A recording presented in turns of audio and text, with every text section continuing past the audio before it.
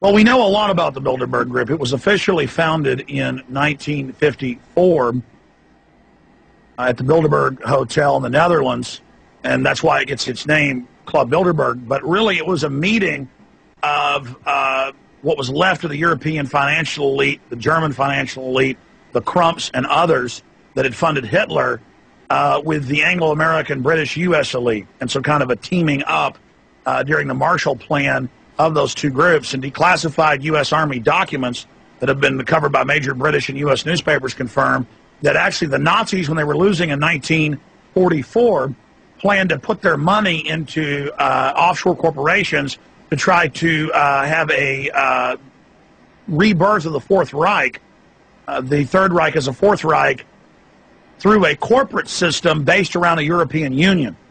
And so it's on record that the Nazi Prince Bernhard of the Netherlands, consort to the Queen, Queen Beatrix, actually set up the Bilderberg Group meeting officially in '54, but it was set up really before that. And so it is an international group. Many of their minutes have been released, stolen by the press, but the Bilderberg Group has recently even given interviews. Etienne Davignon, the Viscount that is the chairman of it, admitting that they set up the European Union by stealth. So this is world domination by 130 of the richest royalty and financial oligarchs and industrial oligarchs of the world, who combine their forces together to overthrow democratic processes worldwide and to bring in a one-world government run by private international banks that we will pay our fraudulent, fake carbon taxes to. And all these decades we've warned people, they've now admitted it all and are kind of coming out in the open, announcing they want a world government to control every facet of our lives. So this is world tyranny, world imperialism by a group of private banks that use command and control economies, socialist economies predominantly, to socialize the country's wealth, but then conduit that to the private bankers above them.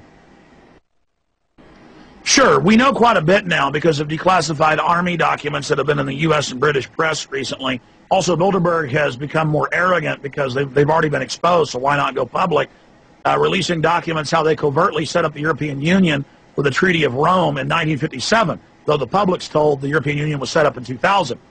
The Bilderberg Group is 130 royalty, bankers, heads of industry, who've been officially meeting since 1954, and their stated goal is to set up global governance or world government based around a European Union in allied operations with the Anglo-American establishment based in the United States and England.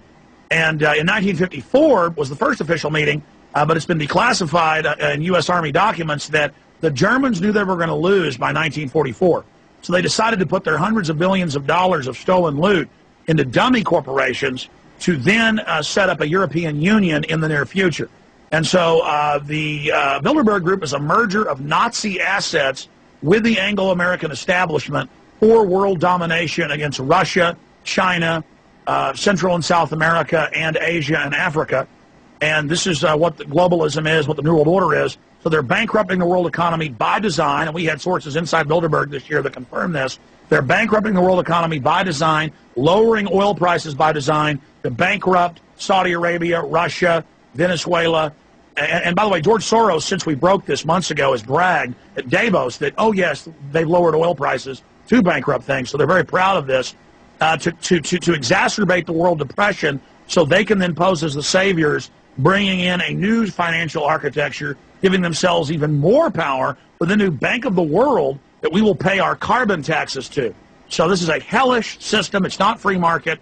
It is private oligarchs who are tired of having to work through governments they control, openly setting up a world government of their own, and then having the governments that they bought and paid for sign on through treaties as signatures to that system. And Bilderberg 2009 had the greatest security that we've ever seen.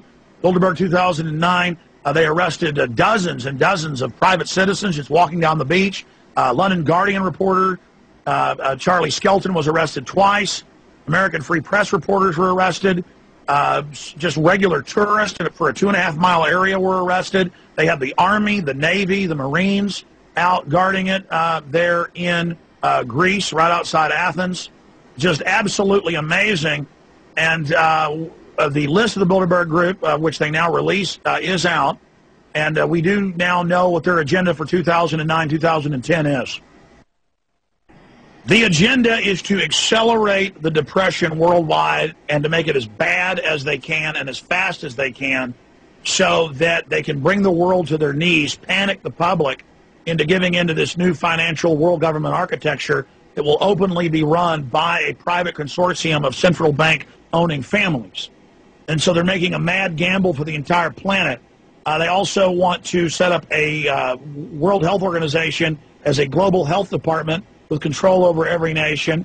They want their new International Criminal Court. They want all nations to sign on to that and waive all their sovereign rights. They want to increase the size of the world army built around NATO. They want to smash the anti-Libsen treaty movements because every time Europe gets a chance to vote, which they normally don't against the Euro expansion, they say no. So they're very upset that France has said no. Others have, countries like Ireland have said no. So they're going to try to force another vote. And if that fails, they're just going to have the European Union Parliament implement these expansions of powers without having a vote.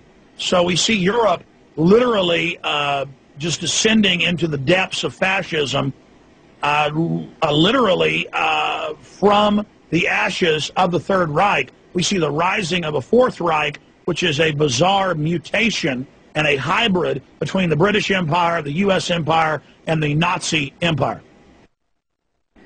Well, out of the 130 or so members, most of them are very powerful, important people, but they're not part of the steering committee. There's only about 20 people on the steering committee, and that's Etienne Davignon, the head of Bilderberg, that's the head of the CFR, Richard Haas, that is people like Henry Kissinger, that is individuals like David Rockefeller, Frank Barnaby, who represents Rothschild interest.